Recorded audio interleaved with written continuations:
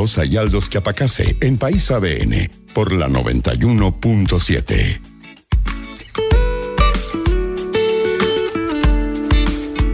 Vamos a hablar de salud y vamos a hablar con tal vez quien mejor conoce lo que se está discutiendo hoy a nivel parlamentario y a nivel social en nuestro país con respecto a la salud. Y además festejando 20 años del Plan Auge, que de alguna manera vino a cambiar la concepción de que teníamos de la atención pública en nuestro país con respecto a la población, Isabel. 20 años ya, Aldo, yo no puedo creerlo, porque a mí me tocó toda la discusión. Yo era periodista cuando habían protestas, cobertura en el Congreso, y desde que partió el auge ya van 87 enfermedades que tienen cobertura, patologías que han logrado estar en el Fondo de Salud, y estamos con Ana María Arriagada, la nueva presidenta del Colmed, hace poquito asumida. Bienvenida, gracias por estar aquí, Ana María, para hablar de esto. Entiendo que tienen un seminario esta semana bien interesante para conversar de este tema, ¿no? Sí, bueno, muchas gracias. Efectivamente coincidió los 20 años del auge con la discusión que estamos llevando hoy día sobre esta crisis del financiamiento de la salud y esta ley corta, ¿no?, que está tomando tanto de la agenda, tanta energía, tantos vaivenes. Entonces tomamos la decisión de dar algunos elementos para poder tomar una posición con respecto un poco a la salud que queremos. Entonces la mirada del seminario es a 20 años del auge, cómo estamos hoy y cómo queremos estar en los 20 años que siguen. Hubo mucho entusiasmo de parte de las personas que hemos invitado. Hemos invitado personas que tienen que ver con salud pública, exministros, exsubsecretarios, personas que están hoy día en la discusión epidemiológica, levantando datos en las redes. Vamos a tener al coordinador de la reforma, a una persona que ha estado trabajando en la universalización de la atención primaria también, y el último día nos vamos a dedicar a temas efectivamente de financiamiento, con gasto de bolsillo, gasto en salud, seguros. La idea es tener elementos para que todas las personas que tengan interés en estos temas puedan conectarse, puedan asistir. Va a ser martes, miércoles y jueves de esta semana, 16, 17, 18 de abril, en las mañanas, de 9 a 1. Lo vamos a transmitir también en nuestro canal de YouTube. Ana María, pucha, qué difícil momento para hacerse cargo del colegio médico cuando hay un montón de discusiones. Sí. Partamos por la más álgida, la que está en boca de todos, que es la ley corta de la ISAPRES. ¿Cuál es tu opinión y la opinión del colegio médico con respecto al tema? Nosotros lo que hemos tratado de impulsar es que en el fondo haya una pronta certeza. De alguna manera el mundo de los pacientes, el mundo de los médicos está hoy día viviendo una situación de incertidumbre muy importante. 2/3 de nosotros trabajamos o en lo público, en lo privado, o en lo privado exclusivamente.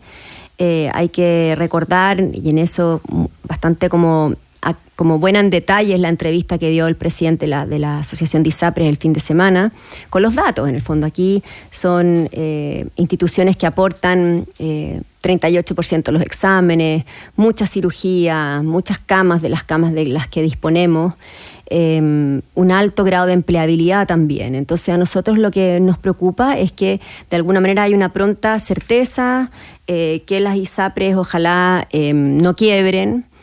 Sin duda tienen que migrar y meterse en lo que es la seguridad social, y tienen que cambiar mucho su forma de aportar en la salud.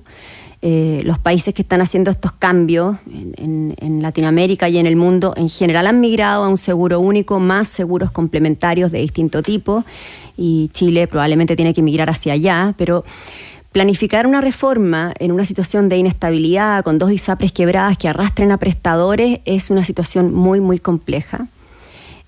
Así que nosotros queremos, y lo que queremos evitar de alguna manera es que eso ocurra, y para eso estamos presionando un poco al Ejecutivo para que esto se resuelva de una manera que las ISAPRES no quiebran y podamos pensar efectivamente en una situación de la menor inestabilidad posible, cómo queremos la salud de los años que vienen.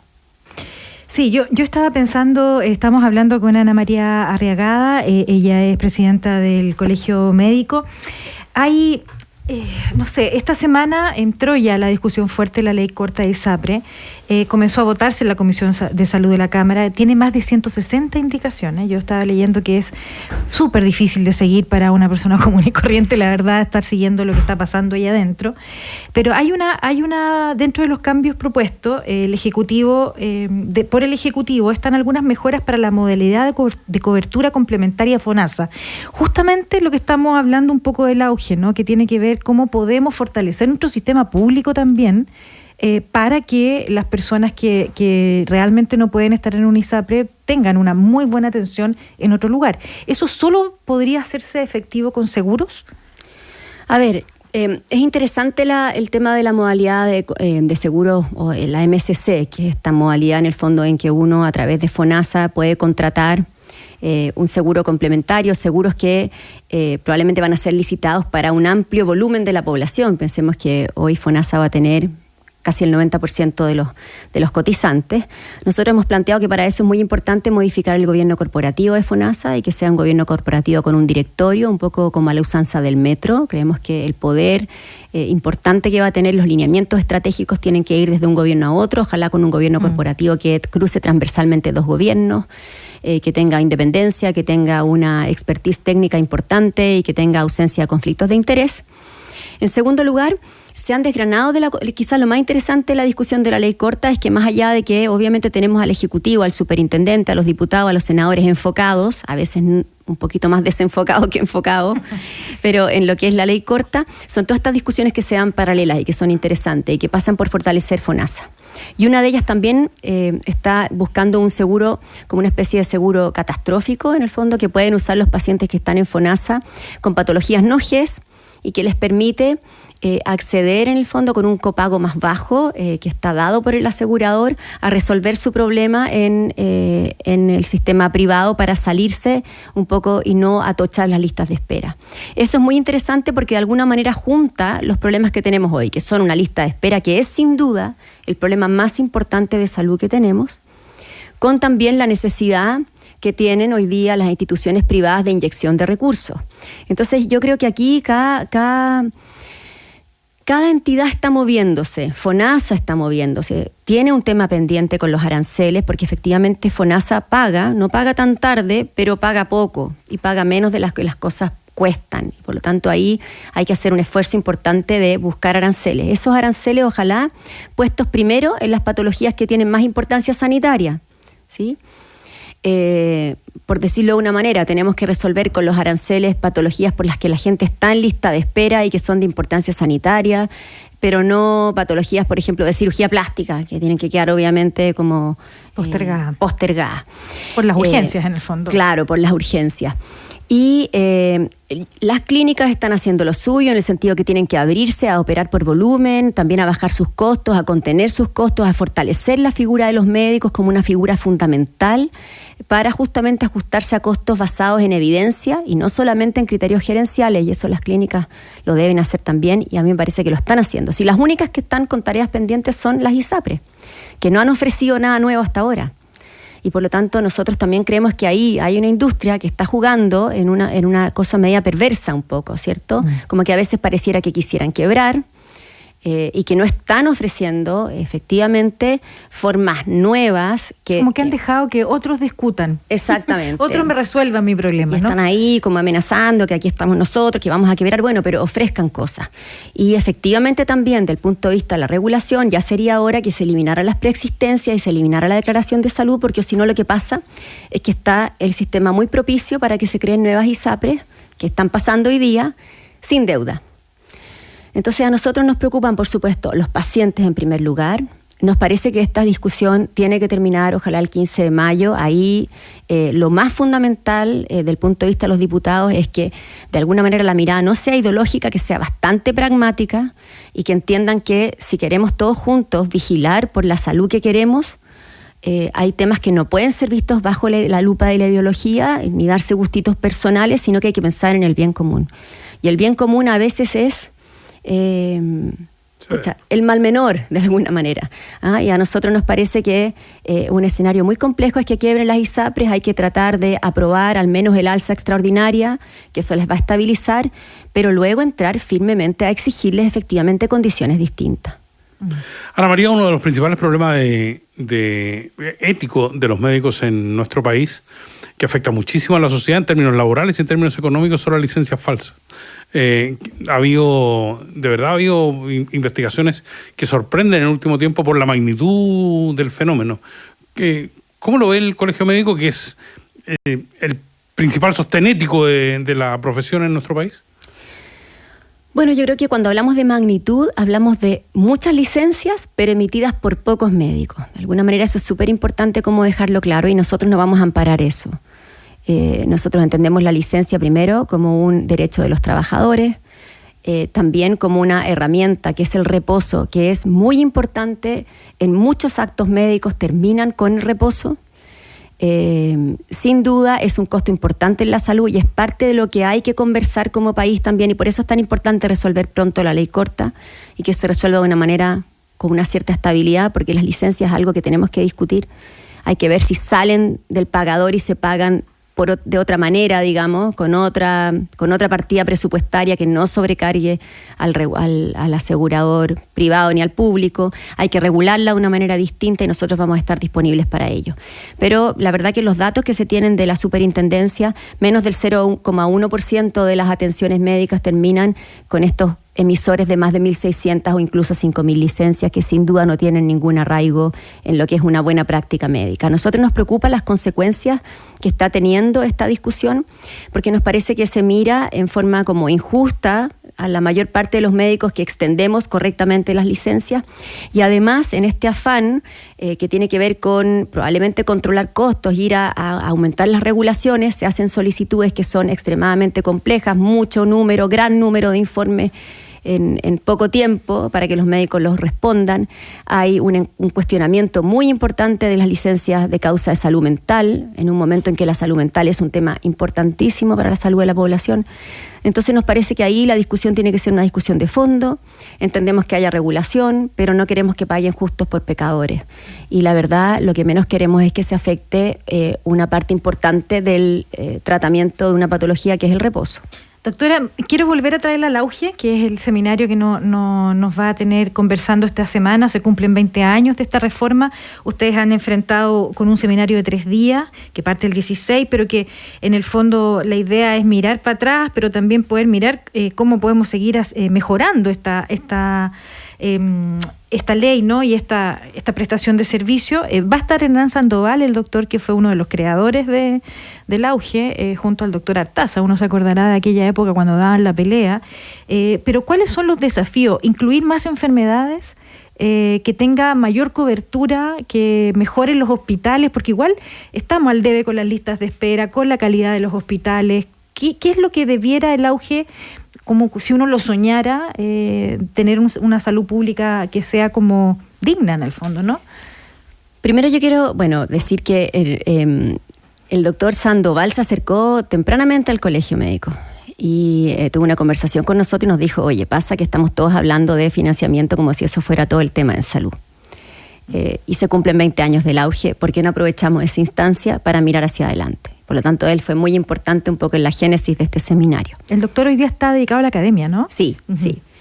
Y él además se prestó para todas las críticas que puedan haber hoy día del auge. El auge como política, la verdad, hace algo que ningún país del mundo ha resuelto. Ningún país del mundo ha resuelto oportunidad de atención, calidad de atención y protección financiera. Eso es algo que no existe en ninguna parte del mundo. Y el auge lo que hizo fue focalizar eso en ciertas patologías que eran o muy gravosas para las personas, como el cáncer infantil, por ejemplo, o el cáncer de mama o el cáncer de vesícula en las mujeres, o muy frecuentes, como la diabetes, la hipertensión.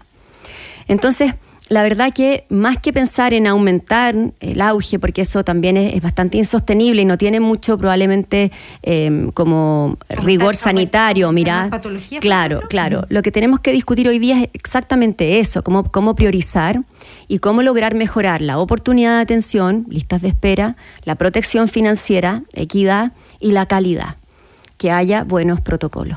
Y de eso se trata en el fondo. Un sistema de salud en general funciona, efectivamente, las listas de espera son parte de un sistema, pero son de alguna manera lo que nos hace ver que nos falta equidad, que hay algunos que se quedan atrás y otros que pasan adelante, y eso obviamente es una espina en los sistemas de salud de todo el mundo, y nosotros tenemos que ver hoy cómo lo resolvemos. Yo creo que la crisis por la que estamos pasando hoy día, que claro, partió por el sistema privado, pero afecta a un sistema que está integrado, público y privado, nos obliga a buscar oportunidades de mejora, nos obliga a criticar lo que hemos tenido hasta ahora. Las ISAPRES, como son algo que existe solamente en Chile, digamos, así con ese nivel de segregación, que funcionan como una especie de seguro de auto, ¿no? Tú vas chocando el auto, te van subiendo la prima hasta que un día te echan para afuera. Eso es absolutamente incomprensible de aquí a los 20 años que siguen, y por lo tanto llegó el momento de mirar la salud en su conjunto. Y como dices, Isabel, la verdad que esto tiene que ver con mejorar la gestión, tiene que ver con mejorar las redes, tiene que ver con mejorar también la coordinación entre lo público y lo privado. Hay que poner el foco en la lista de espera, sin duda, en la gestión de los prestadores, en la regulación, seguir trabajando en la calidad. Y por eso nuestro seminario tiene 3 días. En el fondo, el primer día en que vemos epidemiológicamente cómo pasamos de ser un país desnutrido, con problemas de alimentación, a ser un país obeso, ¿no? El segundo tiene que ver con las redes, con listas de espera, con gestión, con calidad. Y el tercero tiene que ver con costos, financiamiento. No, es que es súper completo lo que planteas, porque en el fondo, de alguna manera, el último día nos vamos a hacer cargo del problema que nos ha tenido de cabeza durante prácticamente los 2 años de gobierno, ¿no? Doctora, 2 peligros se ciernen sobre el sistema público de salud. Uno es las enfermedades broncopulmonares, que ya se está abordando de alguna manera, y segundo es el dengue. ¿Cómo estamos preparados a ese respecto, en opinión del Colegio Médico? La verdad que Chile tiene un aparato de Seremi y de salud pública que es súper robusto y que enfrentó dificultades muy grandes en la historia del Colegio Médico, todo lo que fue el cólera, también el manejo de la pandemia, todo lo que fue la vacunación, el seguimiento, la trazabilidad, en fin. Entonces yo creo que el dengue ahí es algo que obviamente es el calentamiento global o el cambio climático lo que va trayendo, ¿cierto?, estas enfermedades como nuevas. No son nuevas para nosotros, lo que pasa es que son prevalentes en otros territorios con otras temperaturas, y también era un tema en la isla de Pascua desde hace tiempo. Entonces, bueno, ahí obviamente se va a poner a prueba nuevamente los sistemas de detección, de vigilancia, de salud pública, de la Seremi y de las autoridades locales, que esperamos que se mantenga como a raya, digamos, y que podamos hacer un buen manejo de esos vectores en el sitio donde efectivamente el mosquito se da, que es la única forma de contagio que hay de la enfermedad. Hasta el momento no hay solamente casos importados, solamente hay casos de novo en la isla de Pascua, que es algo que ocurre hace muchos años por las condiciones climáticas de la isla, su humedad, en fin. Y en el tema de lo broncopulmonar, es muy importante plegarnos a lo que está haciendo el gobierno en términos de impulsar fuertemente la vacunación contra la influenza, la vacunación contra el COVID en población de riesgo.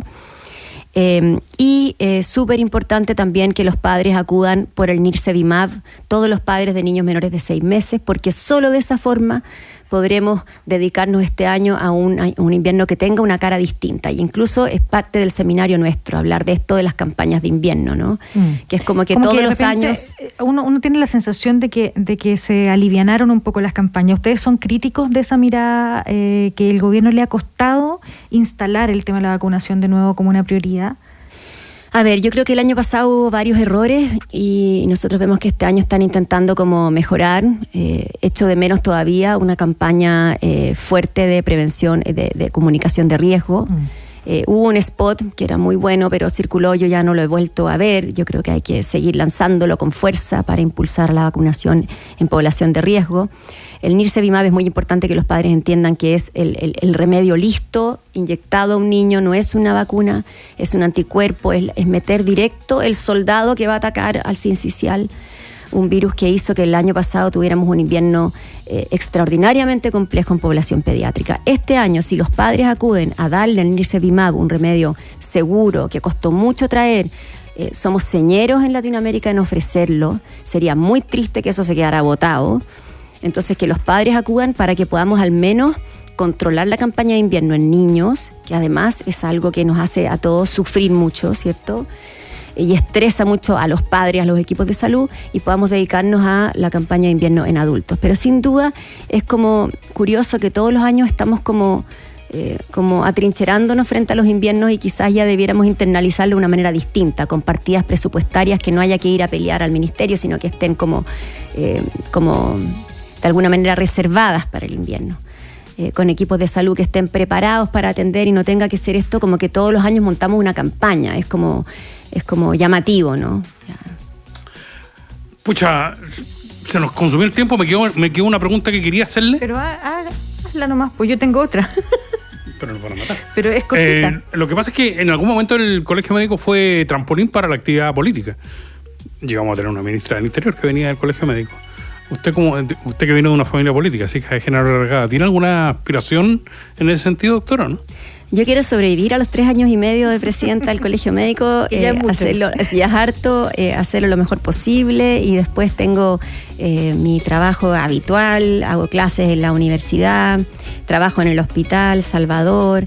La verdad que no tengo aspiraciones, pero ojo que el Colegio Médico ha sido siempre un trampolín político. Nuestro segundo presidente fue Salvador Allende, que llegó a ser presidente, entonces la verdad que yo eso lo miro con poco dramatismo. Creo que igual estos son lugares que de alguna manera seleccionan como liderazgo, lo que esos liderazgos ejerzan después, siempre que vaya en pos de una mejor salud, se agradece, pero no, yo estoy aquí muy tranquila y muy ocupada. Yo quería hacer una pregunta mucho más concreta, no sobre la vida, sino que lo que pasa con el dengue hoy día, que me quedé pensando en la pregunta que hiciste, ¿es habitual o es distinto a otros años? Es que son muchos más casos. Sí, son muchos más casos. Ha habido como una explosión que está siguiendo la Organización Mundial de la Salud, la OPS, con mucha como preocupación. Yo creo que tiene que ver con el cambio climático, que es un tema importante y que nos va a hacer obviamente enfrentarnos a varios cambios de vectores que se vienen a otras zonas, cambian de latitudes. Por eso es importante como ir obviamente vigilando, ir aprendiendo, y tomar conciencia un poco de que el cambio climático llegó para quedarse y hacer nuestra cooperación, ya sea personal e institucional, a controlar eso. Doctora Ana María Arregadas, muchas gracias por estar con nosotros, presidenta del Colegio Médico.